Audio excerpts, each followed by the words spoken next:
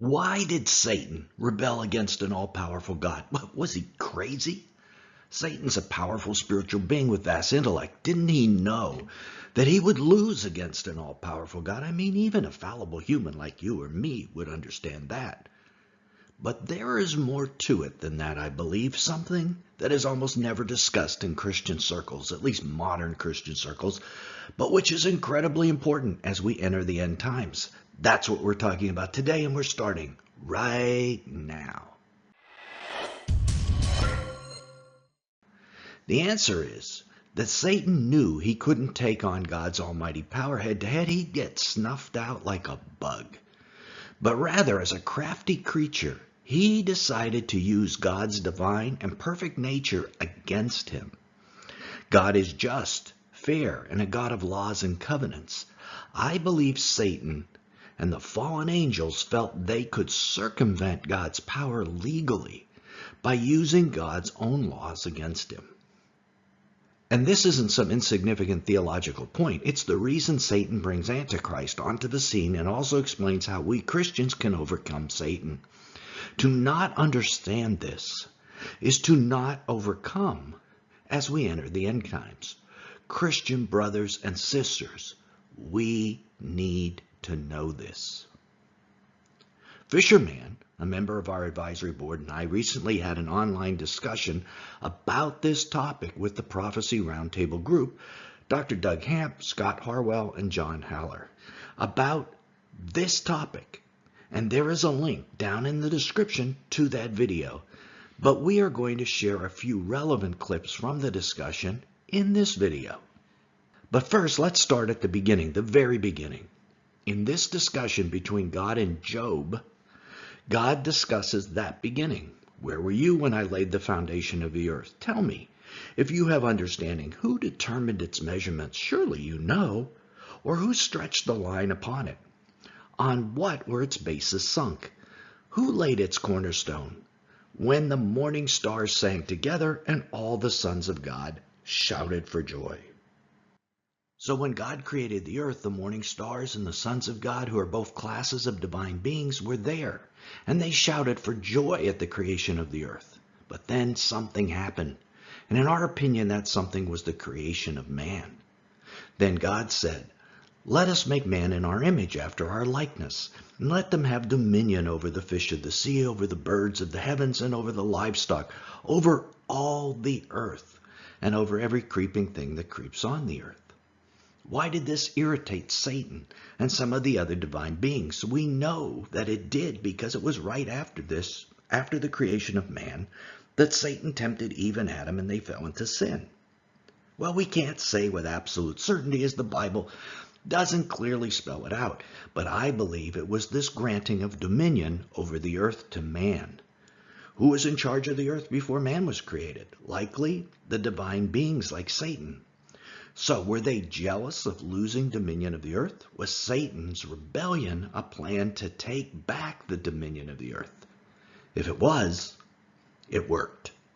After man's fall, the dominion over the earth was taken away from man, and Satan was granted that dominion. In Luke, we learn about this in Satan's tempting of Jesus.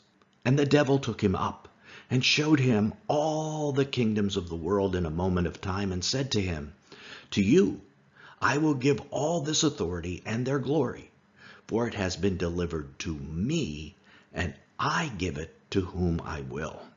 So Satan was given the dominion of earth prior to Jesus' ministry. Well, how did that happen? Well, remember the dominion was originally granted to Adam and Eve, and God is a just God. There are no give-backs with God, so to speak. So when Adam and Eve chose to trust Satan, the serpent, rather than God, they surrendered the dominion to him. At that point, it was pretty easy for Satan to get everyone on earth to trust him. There were only 2 humans.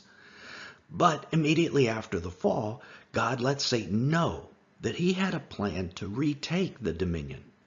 This verse is called the Proto-Evangelon. "And I will make enemies of you and the woman, and of your offspring and her descendant. He shall crush your head, and you shall bruise him on the heel." A descendant of the woman would one day crush Satan's head and take back the dominion. As man began to spread out over the face of the earth, Satan began to plot how to circumvent the birth of this future descendant who we now know as Jesus. First, the Watchers interbred with mankind to disrupt the gene pool. God eliminated these polluted genes with the flood. Then, as mankind again began to spread out over the earth, Satan and his fallen angels undertook the construction of the Tower of Babel along with man, and the building of Babylon. Look at what God had to say about this rebellion. And the Lord said, "Behold, they are one people, and they all have the same language, and this is what they have started to do. And now nothing which they plan to do will be impossible for them." Obviously, Satan had concocted quite an effective scheme because God once again was forced to take drastic action. So what is it about the Tower of Babel that could have ensured Satan's continued dominion over the earth? God saw in advance that a one-world government, with men trusting in their own accomplishments and worshiping Satan via that tower, would lead to another situation where people would abandon God. It seems once this state is reached, Satan gets to keep his dominion. Perhaps this is the law of authority that God has established. If mankind gives Satan authority over the earth, it's his. So it is our hypothesis that this is what Satan is attempting to do again. Reach a state where 100% of mankind trusts him and not God. But then onto the stage, of course, came the great hero, Jesus, whose death on the cross caught Satan by surprise and took his dominion away from him.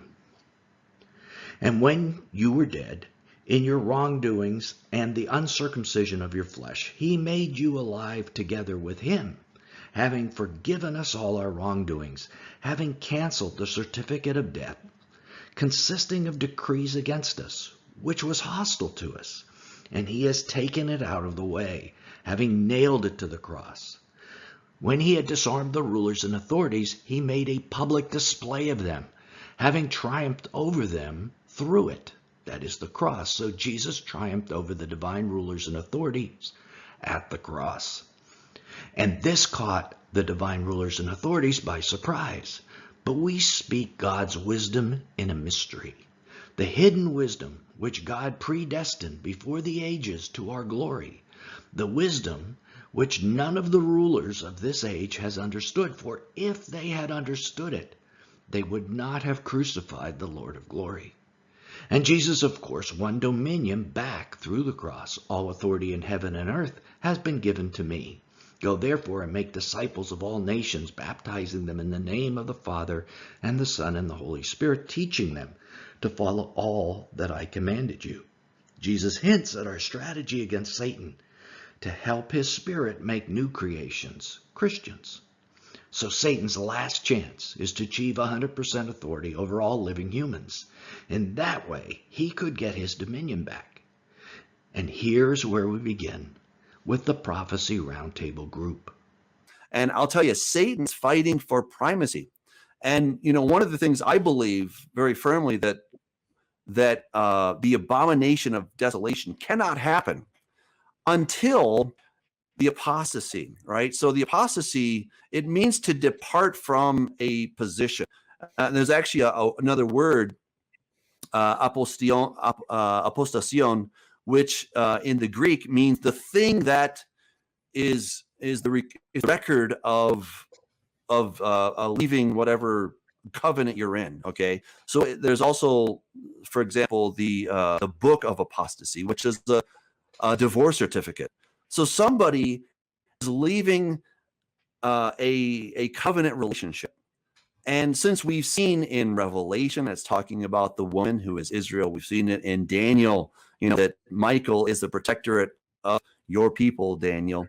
We've seen it in so many places talking about the saints. And I would dare to suggest that this is talking about the Commonwealth of Israel. But the covenant, the apostasy, is not just people that are stopping to believe in the pre-trib rapture, right, John? We heard that back at that conference back in 2012. We were in the same room. We were in the same room, and I think we both had the same. All right, John, I was like, what? What did he just say? Oh, it's crazy. Yeah, but the point is, the apostasy is leaving a relationship, leaving a covenant relationship. And so here's the thing: when Jesus died on the cross, he took back the authority that Satan had stolen from Adam and Eve. Remember when Jesus, or Satan takes Jesus on this high mountain and he says, "Look, all this authority has been delivered to me. I can give it to you if you just bow down. No big deal." And of course, Jesus doesn't do that. And after he says, "All authority has been delivered to me," right? In heaven and earth, it's all mine now. So Satan has an authority problem. He knows that he's fighting the King of Kings, Lord of Lords, the Almighty. He's not an idiot. How do you fight an all-powerful enemy? You have to have authority. That's the only way you can fight. And so the authority is obtained by having parties give the authority. When Balak hired Balaam to curse the children of Israel, he couldn't, because they had this like force field around them. He's like, "I'm trying, but they're blessed. I can't curse them, right? I cannot curse them because they're blessed." And so what Balaam did is said, "Look, send in the young ladies and tell them, 'Hey boys, come worship with us at Baal Peor.'" And then the wrath of the Lord was hot against Israel. So they cursed themselves. That is the same model, the same template that Satan's going to use in the end times. And it goes back to death and Sheol. There's a covenant that they're going to sign in Isaiah 28 with death and Sheol. The leadership of Jerusalem, I'm not being anti-Semitic, I'm talking about a very specific leadership group. They're going to sign a covenant with death and Sheol. And then once Satan has that document in hand, so to speak, he will then have the authority to then spit in God's face. We see that in Revelation 13, that he was given authority for 42 months. How does he get the authority? Humans, specifically in this case, the leadership of Jerusalem, gives that authority, as does the rest of the world for that matter. I was going to say, I was getting to it. Right. I was and that's say, what we don't need to throw just Judah under the bus. I'm not. I'm throwing everybody under the bus. Okay. But they're specifically mentioned in Isaiah 28. That's why I'm talking about them. Okay. I would suggest he cannot go into the holy place until specifically the leadership of Jerusalem says, "Okay, we're going with you." And I think this answers the whole question of who's the restrainer as well, because the restrainer is Michael. He's the guy that is defending Israel. And when they say, "No, we're going to give the guardianship to somebody else, we're going to give it to this guy," then he's out of a job. He just got fired and sent home. And so now the Antichrist can come in, Antichrist Satan can say, "F you, God, we don't care who you are. We've got the power. We've got the document right here signed by your people till death do us part." And so then he goes out like, a banshee out of hell and says, "I'm going to do whatever I want." He goes and attacks the holy people. And I think we know the story. But it's about authority, right? It's huge, this whole thing of authority. And once he has that, then he will go on the rampage. So I just want to say one more thing. Satan has an end game. Doug says, "Well, why is he, fighting against the King of Kings and the Lord of Lords?" I think he has an end game, and I think, first of all, I think it's a kind of a legal thing. You're using the word authority, and I love that. But I think it's also a legal. Scott, no disparaging against anyone in the legal profession. I'm a lawyer too, Nelson. So, but it's a legal thing. I think he can't win by physical force. Yeah. But and is he thinking? Is there some kind of a way that if there isn't anyone left in covenant with the Lord, he gets the earth, and totally so agree. he's going to kill everybody who won't bend the knee to him, and and just try to convince everybody. But of course, like God told Elijah, I still have 7,000 who haven't bent the knee to Baal. So but I think it's that sort of a thing, because it doesn't make any sense any other way. Doug, I would add what you're saying, and you're talking about Judah right now, and Judah handing over this authority. Well, right now, again, we obviously, none of us are Roman Catholics, but most people still look, most of the world still looks to Roman Catholicism sort of as the head of the church. And then you have the New Apostolic Reformation and their new, and claiming new revelation, additions to the word. I just see all this coming together as far as this apostasy and falling away from the faith.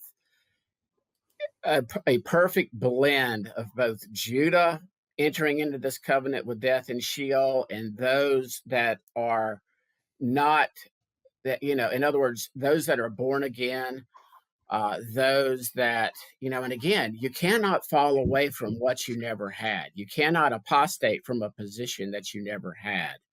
And so I know that gets into some heavy, deep waters theologically, but I just believe that the deception is going to be so great that those that aren't grounded, those that don't know the word, God's going to send a delusion.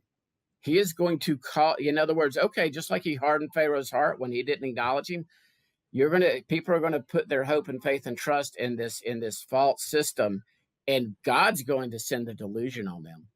So you better be grounded in the word, because I like to say it's about to get biblical up in here if what I believe is true and that he returns on the third day.